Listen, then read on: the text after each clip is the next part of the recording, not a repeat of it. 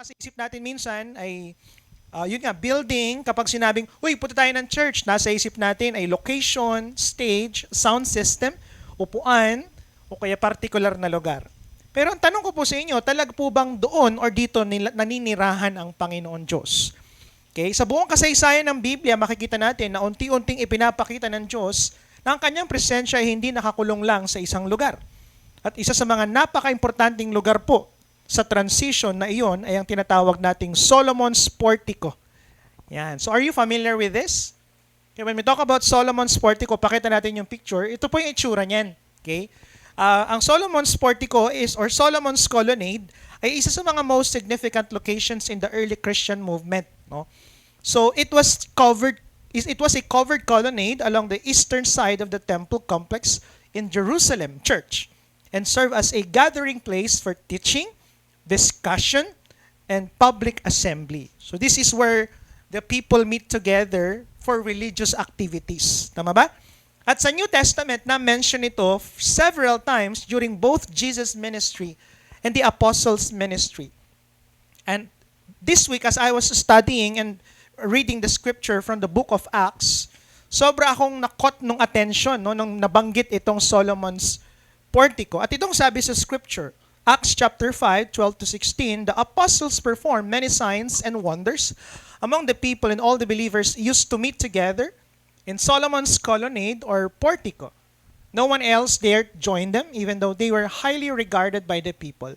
Nevertheless, more and more men and women believed in the Lord and were added to their number. As a result, people brought the sick into the streets and laid them on beds and mats so that at least Peter's shadow might fall on some of them as he passed by, and crowds gathered also from towns around Jerusalem, bringing their sick and those tormented by impure spirits, and all of them were healed. So makikita natin sa place na ito, ang tanong ko po is, anong meron kaya sa lugar na ito? Ito ba ay isang historical location lamang? O merong matinding nangyari at theological message ito sa ating ngayon? So, are you interested, okay, with this place? So, without further ado, let me share my message to you this morning entitled Solomon's Portico from Temple to Testimony. Come and just give God the best clap. Palapakan natin ang Panginoon. Let's pray. Father, we thank you for today. We just acknowledge your holy presence, Holy Spirit. Give us wisdom as we study your word. And not just study or learn from it, but gamitin mo ito, Panginoon, upang magbago ng aming buhay. Lord, bless the word into our hearts. Bless every listeners. In Jesus' name we pray. Amen. So what was Solomon's Portico? Ano ba ang Solomon's Portico? Solomon's Portico po was part of the rebuilt Second Temple Complex. Kasi the promise of God o ang utos ni Lord to King David was to build a temple. Okay, explain ko sa inyo bakit mahalaga ang temple sa Israel. Pero ang nangyari kasi, nung na-built ni Solomon yung temple, okay, it was later on destroyed nung sinakop sila ng Babylon. At nung pinalaya sila ng Lord from Babylon, ang unang utos ni Lord is to rebuild the temple. Okay? So when the temple was rebuilt, isa sa ginawang building o part ng building was Solomon's Portico. This place, itong lugar na ito, nakita natin, ang ganda, no? Parang gandang gawin yan sa bahay, pero magastos ata ito, no? Kasi foundation yan, no? Laking gastos. So, however, yun na nga, ayon sa Jewish tradition, tong section ng templo na ito ay nakatayo pa rin, bagamat second temple na siya yung construction, pero tinayo pa rin siya sa same foundation kung saan ginawa ang first temple. Nakita natin? Okay? So, located ito sa eastern side of the Temple Mount, a long covered walkway with rows of columns, lugar kung saan nagtuturo ang mga rabbi at nagtitipon ang mga disciples. So, when you talk about rabbi, these are mga magagaling itong teachers of the law. Okay? And what happened? Malaki itong parte ng temple, kaya kaya niya mag-accommodate ng large crowds. At ayon sa isang Jewish historian na si Flavius Josephus, dinescribe niya na ang Solomon's Portico ay isang prominent gathering place within the temple precincts. So it is a very prominent place kung saan ginaganap ang mga special gatherings, religious activities during their time. So napipicture out natin yung place na ito. Ano ba ang historical significance nito? Bakit ito mahalaga? Unang-una, kasi pumasyal si Jesus dito. Jesus and Solomon's Portico. Before ginamit ito ng mga apostles during the book of Acts, Jesus himself teach here. Nagturo mismo si Jesus in this same place. John 10:22-30, it says there, "Then came the festival of dedication at Jerusalem. It was winter, and Jesus was in the temple courts, walking in Solomon's colonnade. The Jews who were there gathered around him, saying, parang gato, explain ko na lang, hindi ko na-explain, hindi ko na babasahin. Ikaw ba talaga yung Messiah? O Messiah ka din? Kasi for the longest time, they were waiting for the coming of Messiah. Okay, the promised Messiah. Why? Because the Israelites before was sila ay sakop ng Roman Empire at sila ay pinahirapan. Mataas ang tax. So talagang nag-e-expect sila na yung coming Messiah was a political leader, just like political leader, just like Joseph, o kaya naman isang magaling na deliverer, just like Moses. Are you here? So tinatanong nila, ikaw ba talaga yon? At nung time na ito, verse 25, Jesus answered, said, "I did tell you, but you do not believe." Sinabi ko na sa iyo I do the works my Father's name testify about me, but you do not believe because you are not my sheep. My sheep listen to my voice. I know them and they follow me. I give them eternal life and they shall never perish. No one will snatch them out of my hand. Ang mabigat dito is the word Jesus used, my Father. This was a blasphemy during their time kasi hindi mo pwedeng tawaging ama ko ang Diyos kasi siya ay banal. But Jesus called him my Father. At sinundan niya ng mas mabigat. I and the Father are one. He's not just my Father, but my Father and me, we are one. Nagets niyo yung nangyari? Nung panahon na ito, Jesus declared his unity with the Father. At alam niyo po, nagkaroon ng intense opposition to the point that people want to gusto nilang batuhin si Jesus to death. Bakit? Kasi for them, this is blasphemy. So lumalabas that the place where Israel expected divine truth became the place where the Messiah openly revealed himself. Kasi this place is a place where rabbi and disciples gather, right? Dito sila tinuturuan ng truth Kaya nakakatuwa kasi dito rin ipinakilala ni Jesus Christ kung sino siya at siya yung totoong Messiah. Are you here? Hindi na ako Messiah. Ako na talaga yung Messiah, sabi ng Panginoon. Pangalawa, nakita natin that Solomon's Portico, lugar din ito kung saan nagsimula ang ministry ng mga apostles. Next, Solomon's Portico during the apostles' ministry. After Jesus' resurrection and Pentecost, Solomon's Portico became the private public gathering for the Jerusalem church. So paano nangyari yun? So here's what happened. Bumagsak si Holy Spirit, okay? Pagbagsak ni Holy Spirit, nag-preach si Peter, 3,000 people saved. After that, the other day, people came to this place. Pagpasok niya dun sa isang malaking beautiful gate ang tawag, may nakita siyang isang crippled man, humihingi ng pera. Can you give me some money? English talaga, no? Sabi ni Peter, pambira, wala akong pera. Pero meron akong Jesus. Sabi niya, sa ngalan ni Jesus, gumaling ka. So to make the long story short, the crippled man start walking again. Acts chapter 3:11, what happened after that? While the man held on Peter and John, all the people were astonished, came running in the place called Solomon's colonnade. So that was the place, yung man was healed. And ang nangyari, nagkagulo ang tao kasi nakakita sila nang hindi nakakapaglakad, naglakad muli. Are you here? So after ang nangyari, pagkatapos nun, Peter preached Christ to them. Are you here?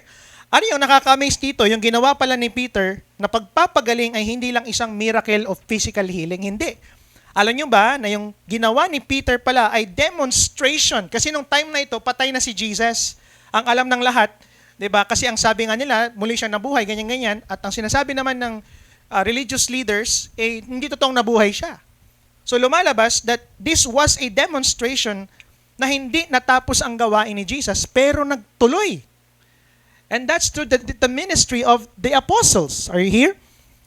At ano pa, na ang apostolic authority nila ay galing kay Jesus, and the messianic age ay nagsimula na, in short, ang pangakong tagapagligtas na Messiah ay nangyari na. Niligtas na ang tao mula sa bangis ng kasalanan. Because Jesus already died, resurrected, and went to heaven. So lumalabas na the healing of the temple followed by preaching at Solomon's portico mirrors Jesus' own ministry pattern of miracles followed by proclamation. Because every time Jesus is preaching, bago siya nagpi-preach, gumagawa siya ng miracle. Pwedeng bago o pwedeng after he preached, may gumagaling, merong patay na muling nabubuhay. Are you here? So nung nagulat sila, nung nakita nila yung mga disciples, ginagawa yun. Parang ito'y pattern na ginagawa ni Jesus Christ. Okay? At natutuwa ako, bakit? Kasi pagkatapos ng apostles, nagtuloy ito sa early church. The early church at Solomon's portico, Acts chapter 5 verse 12. All the believers used to meet together in Solomon's colonnade. Ito nakakatuwa kasi ito pala ay lugar kung saan nagmi-meet ang early church. Yan sila. Yan sila unang-unang nag-worship, diyan sila unang-unang natuto, nag-aral. Okay, this is remarkable. Why? Sa akin, bakit? Because the early church had not yet separated from Judaism. If you remember, sinabi ko po kanina, ang Judaism kasi, sige next, ang Judaism po, ang strength ng religion nila ay nasa temple. Okay? Kasi temple represents the presence of God. If there's a temple, it means the presence of God is there. So yung yabang ng Judaism na religion is their temple. Are you here? Kaya magugulat kayo, when Jesus Christ died, anong nangyari? Napunit yung alin? Anong tawag dito? Yung curtain. 'Di ba? Na nagsasabi, hindi na yung temple ang magliligtas sa tao, pero si Jesus na. Are you here? Andun yung yabang nila eh. But ito nakakatuwa because during that time, believers still worship at the temple while proclaiming Jesus as the Messiah. In short, ano nangyari? Dito sila nagturo, nag-perform ng signs and wonders, preach the resurrection of Christ, at ang lugar ng kanilang pagtitipon. So Solomon's portico effectively became the first large public meeting place of Christianity. Dito nagsimula ang early church. Bakit ito mahalaga? Nakikita niyo yung lugar, hindi lang sa isang particular na lugar, pero historically pala, meron siyang significance. So sige, nakita natin ang historical significance ng place. Ano naman ang theological significance ng Solomon's portico? Letter A, Solomon's portico is a place of transition. Solomon's portico is a place of transition. Why? Because the temple represented the old covenant. Kasi sabi ng Diyos, gumawa ka ng temple at sa temple dito ko kayo katatagpuin.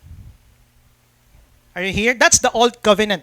But the new covenant or the church, which is umattend pa sila nung time na yun, naging place na yan of worship, represented the new covenant. Ang amazing dito sa maikling panahon, both covenant exist side by side. Okay lang po ba kayo? Excited ako. Ibig sabihin, ganito po yung nangyari. Nagsama yung old covenant at new covenant. At dito lang po nangyari yun. Sa panahon po ng mga disciples. So sa loob mismo ng temple, preach ng mga apostles si Jesus para ipakita ng Kristyanismo ay hindi pagtalikod sa pananampalataya ng Israel, kundi ang katuparan ng mga pangako ng Diyos sa kanila na ipapadala ko ang tagapagligtas. Kasi ang yabang nila nasa temple. Pero sa temple na yon, dun binahagi si Jesus Christ. Which is the new covenant na hindi na kailangan pumunta ka ng church o maging, hindi na ngayon church, nagre-reside ang presence ni Lord. At hindi tayo maliligtas sa pagpunta ng church, pero sa pag-receive kay Jesus Christ. Are you here? Pangalawa, Solomon's Portico is where the gospel begins. Diyan nagsimula ang gospel. Diyan unang binahagi ang salita ng Panginoon Diyos. So where the gospel begins, Acts chapter 1 verse 8, sabi diyan, "You will be my witness in Jerusalem." And that Jerusalem is particularly sa Solomon's Portico. Okay? So Solomon's Portico became one of the first fulfillment points of that commission. Unang naibahagi ang gospel sa Jerusalem at nangyari ito sa Solomon's Portico. Okay? And the location symbolizes that God's faithfulness to His covenant promises before the mission expanded to the Gentiles. Dito nangyari. At pangatlo, Solomon's Portico is where the new temple is being formed. Diyan na pino-form ng Lord yung new temple. And one of the major theme of Acts is that God's dwelling place is now shifting. Sige, para maintindihan natin, under the Old Covenant, okay, sa Old Testament po ito, anong meron? God's presence was associated with the temple. Kaya pansin nyo, nung dala-dala nila tuwing may gera, may dadalhin sila yung presence of God yun eh. The Ark of the Covenant eh. Kapag kasama nila yon, mananalo sila. Pag di nila kasama yun, natatalo sila because it speaks of the presence of God eh. Pero ang new covenant, okay, God's presence now do not dwell in place or in temple, but dwells in His people. Kaya hindi ito yung, nasa church ako, di ba? Para kailangan maging banal ako dito. Bakit? Kasi nandito si Lord. Paglabas mo, hindi ka na banal. O sa paglabas mo, loko-loko ka na. Pag nasa bahay ka na, no. Why? Because the presence of God is still in you. Kahit nasang lugar ka, kahit nasa bundok, kahit nasa bar ka nga eh. Kahit nasa kulungan ka, presence ni Lord nandun pa rin. Are you here? So the apostles gathered at Solomon's Portico while simultaneously teaching that believers themselves were becoming God's temple. Kaya sabi ni Paul sa 1 Corinthians 3:16, "Don't you know that you yourself are God's temple?" Di mo ba alam na templo ka ni Lord? Reb, ako kasi, auditorium ako eh. Medyo malaki-laki ako, Reb, eh, no? Hindi ganun yan, no? Ako, Reb, parang malitlit lang kasi ako, eh, no? But you are God's temple. The Spirit of God dwells in your midst. Kaya ang Solomon's Portico ay naging larawan, listen, ng paglip mula sa isang gusali bilang tahanan ng Diyos tungo sa kanyang bagong tahanan, ang kanyang iglesia, ang simbahan. Which is, sa panahon natin ay ikaw. Are you here? So you are now the modern presence of God. Ang nangyari, at tanong, ano nangyari sa Solomon's Portico? So, nakita natin, nag-ministry doon si Jesus, doon niya dineclare, yung Ama at siya iisa. Pangalawa, ano nangyari? Doon nag-ministry ang mga apostles, right? Pangatlo, ang early church doon din. Pero alam niyo po ba, na sa paglipas ng panahon, during the siege of Jerusalem, pakita yung picture, the temple complex and its colonnades were devastated by the Roman Empire around AD 70. So in short, Christ na-fulfill yung promise ng Panginoon Diyos na itong building na ito, sabi niya sa New Testament, ay magigiba. Pero anong sabi ni Jesus Christ, 3 days after itatayo ko itong muli. Hindi nila alam, kasi nung nagiba pala ito, nung sinabi niyang 3 days itatayo ko ulit, hindi na pala ito yung temple, pero si Jesus na pala yun. Siya na pala ang magiging tagapagligtas, hindi yung templo. Are you here? So ano nangyari? Ang nangyari po, the apostles' early church ministry pala in Solomon's Portico, therefore, represents the final major witness of Christ within the temple system before its destruction. So, mukhang natapos na kasi wala na eh. Makakapag-service ka pa ba dyan? Wala na. But theologically, its role had been fulfilled. Why? The moment pala, bumagsak itong temple na ito, next, ay pagpapakita ng isang mensaheng, the Messiah now has come. Hindi na kailangan tong templo. Bakit? Kasi dumating na ang talagang tagapagligtas. Ano pa? The resurrection has occurred. Kasi hindi siya pwede maging tagapagligtas kung hindi talaga na-resurrect ang Diyos. Pangalawa, repentance now is offered. Hindi na kailangang every year, magdadala tayo ng, di ba, baka, kambing. Pag may daladalang malaki-laki, medyo alam mo, malaking kasalanan, tama ba? Pag malit-lit lang, parang siguro, okay, malit lang yung kasalanan dito, di ba? Daladalang elepante, di ba? Si Joy, daladalang elepante. Ang laki ng kasalanan mo, Joy, ano? But kidding aside, hindi na kailangan ng gano'n. And, good news, a new covenant community is being established. That community is the church. Wow! Lumalabas that the church no longer depends on a sacred building because God's people have become His dwelling place through the Holy Spirit. Hindi na ngayon nakadepende ang isang tao, 'di ba?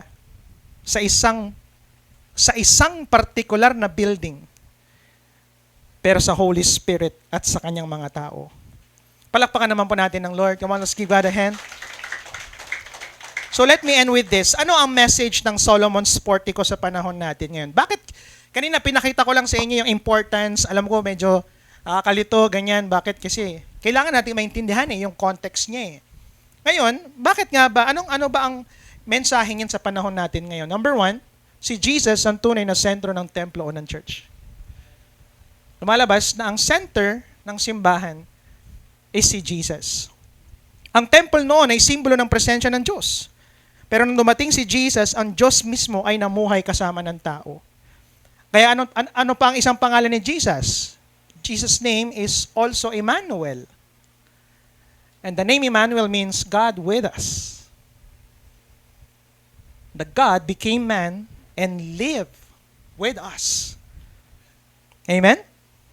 Alam mo, minsan nagiging attached tayo sa tradition. Hindi? Mas feel ko si Lord kapag ganito yung building, kapag may mga magandang sound system, ganyan, or what. Mas banal kapag ganito yung setup. But the truth is, hindi building ang nagbibigay ng presensya ng Diyos pero si Jesus mismo. Kaya magugulat ka ngayon, nasa CR ka, bigla mong naramdaman yung presence ni Lord. Tama ba? Bagas may king ko, ganun minsan, di ba? Habang nagdadrive ka, ako natutuwa ako, may mga ganyang pangyayari. Ang bira, nagdadrive ka, tapos bigla mo na lang naramdaman yung presence ni Lord. Papayak ka, grateful ka, Lord, thank you for what you've done in my life. Wherever you are now, hindi na lang sa church Kahit nasa trabaho ka, nasa school, kahit nagwo-work ka, during the work, at minsan kahit nasa kasalanan ka, mararamdaman mo ang presensya ng Panginoon Diyos. Pwede ka na ngayong sumamba sa malaking auditorium, sa maliit na bahay, sa classroom, opisina, ospital, because Christ Himself is our meeting place with God. Amen? Alam nyo ba na ang sentro ng pananampalataya natin ay hindi religious structure o image, kundi ang buhay na Panginoong Jesus. That's why magugulat kayo sa church natin, wala tayong image, diba? Wala tayong religious structure. Well, historically maganda ito, pero hindi na yan kasi ang nagliligtas sa atin Ang nagliligtas sa atin ay ang buhay na Diyos.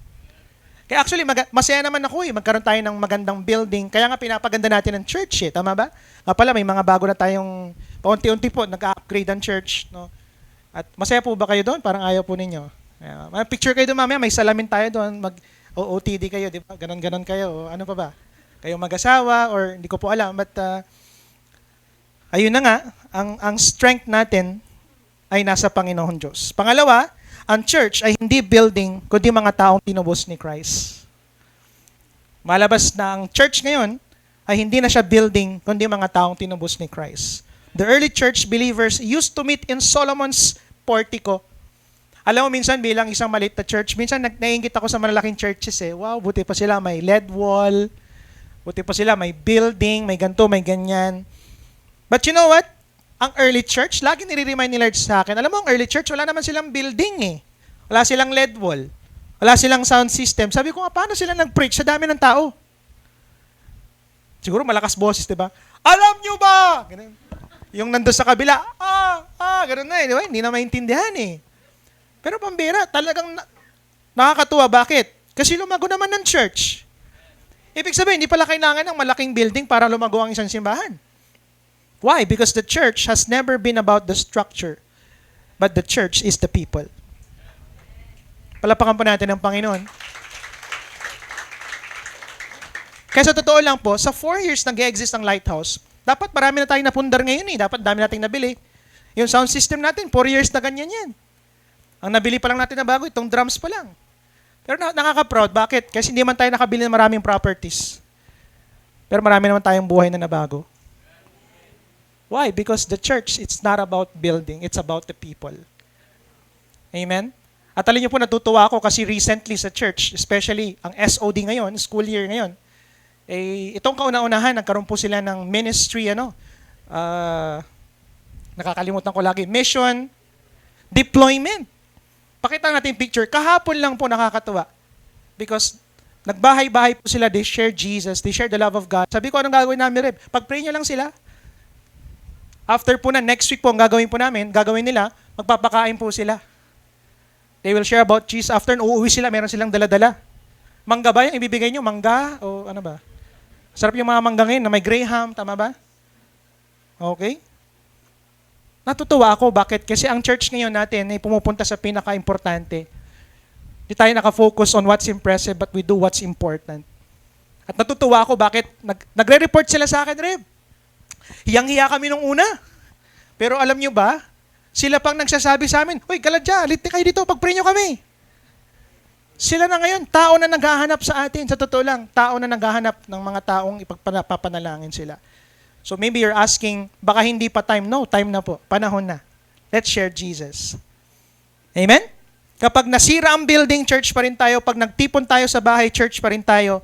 Kapag nasa campus ang mga students at Bible study, church pa rin yun. Kapag may dalawang mananampalataya nagdarasal sa opisina, church pa rin yun. Bakit? Kasi hindi tayo pumupunta sa church, tayo ang church. Next. Hindi lang tayo pumapasok sa bahay ng Diyos, tayo mismo ang ginawang tahanan ng Diyos sa pamamagitan ng Holy Spirit. We are the church. Kaya ang prayer ko po, itong ginagawa natin ito, maganda to natututo tayo, binabago tayo ni Lord dito, pero ang prayer ko po, maging blessing tayo, hindi lang dito, pero maging sa labas dito. Let's be a blessing. Let's be a church. And where when people need something or, diba, kailangan nila ng tulong, makikita nila yon sa'yo. And number 3, this is the last. Ang mission ng church ay dalhin si Christ sa tao. The mission of the church, diba, ay dalhin si Christ to people. Sinadya ng Diyos na ang gospel magsimula sa Jerusalem, pagkatapos umabot sa buong mundo.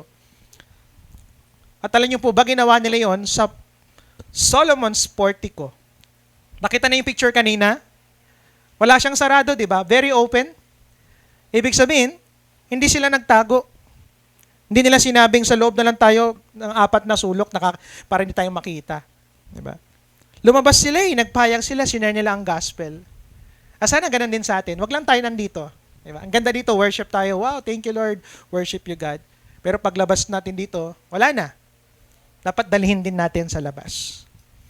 Anong gagawin natin? Ang campus mo na ngayon sa mga estudyante, may mga estudyante ba dito? School year 2026, 2027? I have a challenge. Okay? Ang campus mo, ang Solomon's portico mo. Tama ba? Your workplace, mga nag-work po dito, is your Solomon's portico. Your community is your Solomon's portico. Ang social media po ngayon, maaring maging social o Solomon's portico natin. Di ba? Ang gulo-gulo na nangyayari. Tama po ba? Tapos makikisaw-saw ka pa. Dahil pang post, dahil pang sira. Alam mo, nakita ko po, ang corruption, hindi po pagpapalit ng presidente ang kailangan natin ngayon. Hindi pagpapalit ng Senate President ang sagot. Hindi po, or kung ano man, di ba, naisip natin. Bakit? Kasi the main problem now is what? Is corruption, tama ba? At ang corruption, galing po yan sa kasalanan. So anong pinakamagandang gawin natin bilang mga Kristiyano? Share the gospel. Because the only cure to sin is the gospel of Jesus. Kaya instead of, hindi ko sinasabi, huwag mong ipaglaban ng Pilipinas, yung gusto maganda yan, that's good. Pero pagkatapos mong gawin yan, pwede ba, start sharing Jesus to people. May magagawa tayo, amen? Amen. Hindi mo kailangan maging pastor para magamit ka ni Lord. Hindi mo kailangan maging preacher katulad ko na nasa stage. Pagkasama mo yung kaibigan mo, pag-pray mo lang. Bro, pwede ba kitang ipag-pray? Maiksi lang, maiksi. Pero wag naman masyadong matagal yung prayer, tama po ba? Okay lang po ba kayo? Wag naman thank you Lord for this food lang, tama ba? In Jesus name, amen. Diba? Pag nasa trabaho ka, encourage mo yung workmates mo. Uy, okay ka lang? Huwag ka na pumasok. Hindi, joke lang. Encourage mo naman siya, diba? Makaramdam naman siya ng encouragement. O kaya naman, share mo yung testimony mo. Pwede mo sabihin, Rep, hindi naman matinding testimony. Hindi naman ako yung namatay na muling nabuhay. Hindi naman kailangan ganun ng testimony mo eh. Alam mo, magugulat ka, yung simpleng testimony mo, malaking bagay na yun sa iba. Kasi isang katulad mo, binago ng Panginoon, tinanggap ni Lord. O kaya hindi nyo kayang gawin itong mga to, invite mo na lang sila sa church. Invite mo sila sa CG, sa CL. Yun lang ang kaya mong gawin eh. O di gawin mo. At least may ginawa ka. Why? Because missions are not confined to church programs. So every believer must be sent. Tapos na po ako. Dito po ako magre-recall. Recall tayo, Solomon's Portico is a place of transition. It is where the gospel begins. It is where the new temple is being formed. Ano ang message ng Solomon's Portico sa panahon natin ngayon? Number 1, si Jesus ang tunay na sentro ng templo o ng church. Ang church ay hindi building, kundi mga taong tinubos ni Christ. Number 3, ang mission ng church ay dalhin si Christ sa tao. Lighthouse fam, maaaring wala na ngayon ang Solomon's Portico, right? Ang mga haligi nito ay bumagsak na. At ang templo ay matagal nang nawasak. Pero alam nyo ba, nung nawasak ang templo, hindi nawala ang gospel. The temple was destroyed. But the gospel of Jesus continues to live on. Dahil ang church ni Christ ay hindi tinayo sa mga bato. Tinayo ito kay Jesus mismo. Alam niyo po, maaaring mawala ang mga gusali. Maaaring magbago ang tradisyon at lumipas ang mga henerasyon. Pero si Jesus ay nananatiling buhay at ang kanyang iglesia ay patuloy na magtatagumpay. That's my good news to you. Amen? Salamat na lang kay Lord. Bagamat magulo ang politika, magulo ang bansa, magulo ang buhay, magulo ang school, magulo ang pamilya, salamat na lang kasi may foundation tayo na hindi nakaangkla sa isang presidente, sa isang partikular na grupo, sa government, sa pamilya o sa kung sinong tao, pero nakaangkla sa Panginoon Diyos, which is our firm foundation. Amen? Kaya tayo ngayon ang kanyang templo, tayo ngayon ang kanyang mga witness, at saan man tayo dalhin ng Diyos, dalhin natin si Christ sa mundo. Amen? Dahil sa huli, hindi naman ang Solomon's Portico ang sentro ng kwento. It was always about Jesus. So as we end, tatayo po tayong lahat.